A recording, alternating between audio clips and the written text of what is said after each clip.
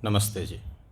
SYS योग सेवा की श्रृंखला में आज हम बात करेंगे संयोगी आहार एवं पाचक आहार के विषय में। आज तक आपने भी कई बार ऐसा महसूस किया होगा कि जब आप कभी तरबूज खा लेते हैं तो पेट में दर्द हो जाता है। जब कभी चावल या अन्य कोई खाद्य वस्तु खाते हैं तो कई बार पेट भारी हो जाता है, पेट बहुत अंदर से कड़क और टाइट हो जाता है और कई बार एसिड बनती है, कई बार अपान वायु बनती है। जैसे आप राजमा और मटर आदि का सेवन करते हैं तो निश्चित रूप से शरीर में एक फुलाव पैदा हो जाता है।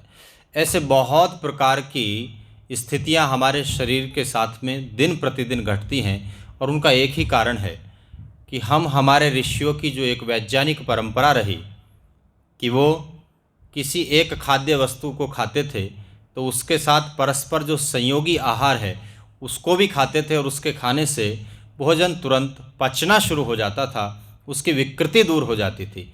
तो आज कुछ ऐसे ही चुनिंदा खाद्य वस्तुएं जो दैनिक भोजन में आप निरंतर प्रयोग करते हैं, मैं शोध करके लेके आया हूं। मुझे आशा है आप ध्यान से इन सब चीज़ों को नोट कर लेंगे और सुनेंगे।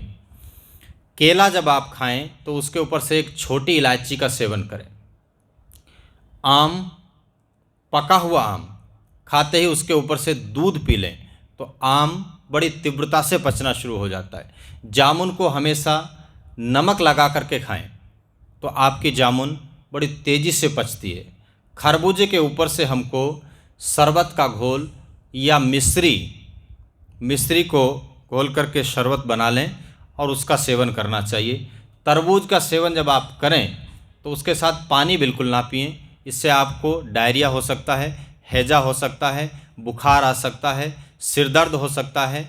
इसके स्थान पर जब आप तरबूज खाएं तो तरबूज के साथ में लौंग का सेवन करें।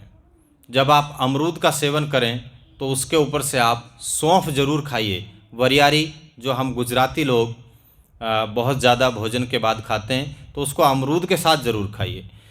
एप्पल निश्चित रूप से खाना चाहिए। कहते हैं कि एक एप्पल प्रतिदिन खाओ तो आपको डॉक्टर के पास जाने की ज़रूरत नहीं है, लेकिन एप्पल भी कई बार भारी होता है, प्रकृति के अनुसार सूट नहीं करता है। तो एप्पल के खाते ही विशेषकर बच्चों को भी इसका सेवन कराएं कि आप दालचीनी का थोड़ा सा पाउडर या तेज पत्र का टुकड़ा थोड़ा सा आप बच्चों को खिला दें, आप खाएं तो आपका एप्पल तेज़ी से पचना शुरू हो जाता है।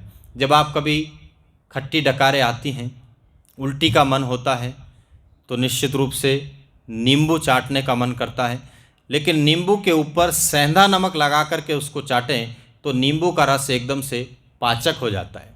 इसी प्रकार जब आप बेर का सेवन करें तो उसके ऊपर से गन्ने का रस पीजिए तो बेर आपके गले में खराश नहीं करेगा और पचने में प्रॉब्लम नहीं करेगा, वो तेज़ी से पच जाएगा। जब आप उड़द दाल का सेवन करते हैं तो गुड़ जरूर खाइएगा। जब आप चावल का सेवन करते हैं विशेष रूप से एसिड क्रिएट होता है, इंडाइजेशन भी हो जाता है और जो ठंडे चावल हैं वो नुकसानदायक होते ही होते हैं। लेकिन चावल जब आप खाएं तो आधा चम्मच अजवाइन का पाउडर, ये साबुत अजवाइन का सेवन कीजिए तो आपके चावल बड़े आसानी से पच जाते हैं।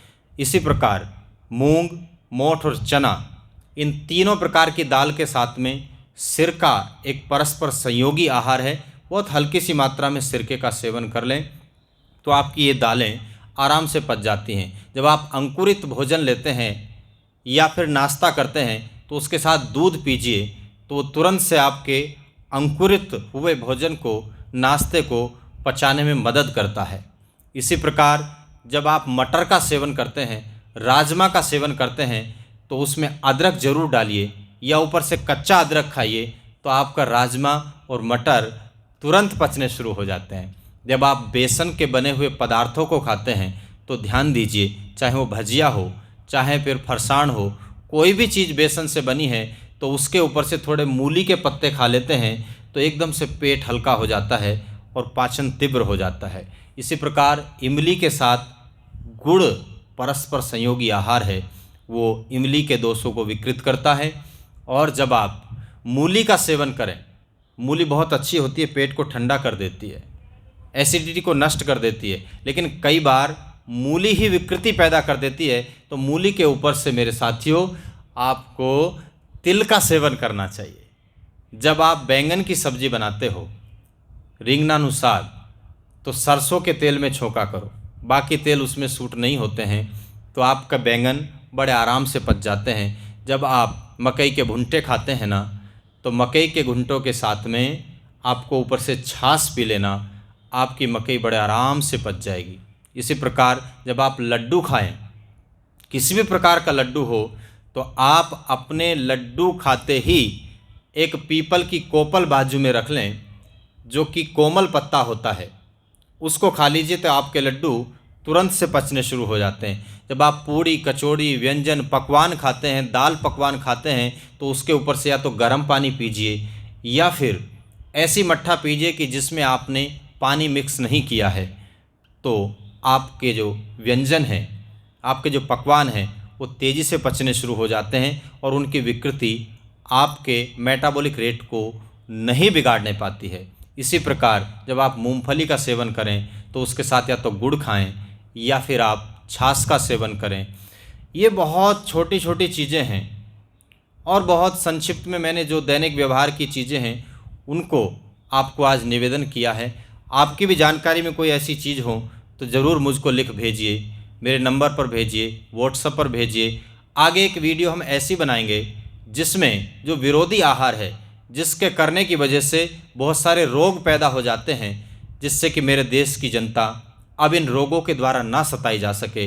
हम अपने खान पान को बढ़िया करें, व्यवहारिक तरीके से खाएं, एकदम विधिवत तरीके से खाएं, चबा चबा करके खाएं, संयोगी आहार को मैच करके खाएं और अनेक रोगों से बच जाएं। स्वस्थ रहिए, मस्त रहिए, व्यस्त रहिए। धन्यवाद।